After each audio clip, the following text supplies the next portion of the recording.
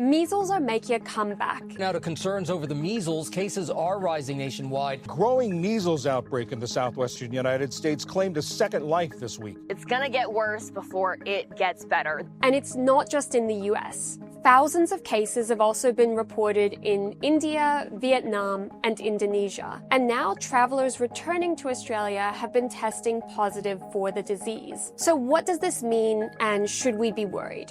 Measles was declared eliminated in Australia in 2014, but small outbreaks still occur regularly because travelers bring the disease back from other countries where it's circulating. The concern with these growing outbreaks overseas is that Australia is currently below the World Health Organization's recommended vaccination rate of 95%.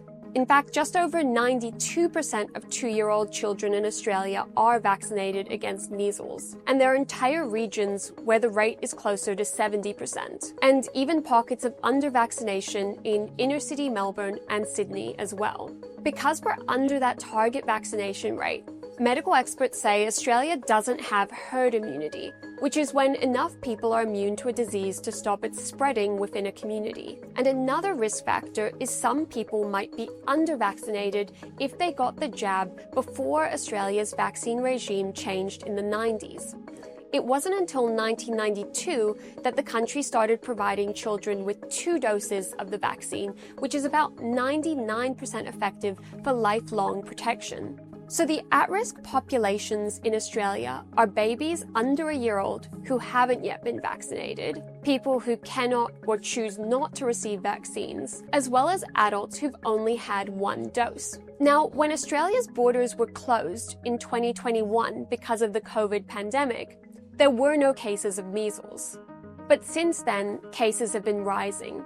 There were 57 cases in 2024, and in the first 3 months of 2025, there have already been 28 cases. Though the health department notes that this year's rate is on par with 2024. So what can you do about the measles? The best thing to do is ensure you're fully up to date with 2 doses of the vaccine if you're able. You can check your vaccination records online or by asking your GP. The MMR vaccine covers other viruses as well and is free for all Australians at any age. Now, while a lot has been made about how the COVID-19 pandemic led to more vaccine hesitancy, experts say Australia's low vaccination rates are more often an issue of access, with parents either not finding the time or the money to have their children vaccinated. The government could help the situation by offering more clinics at convenient times like Saturday mornings, and continuing investment in bulk billing GPs who can provide vaccines for free.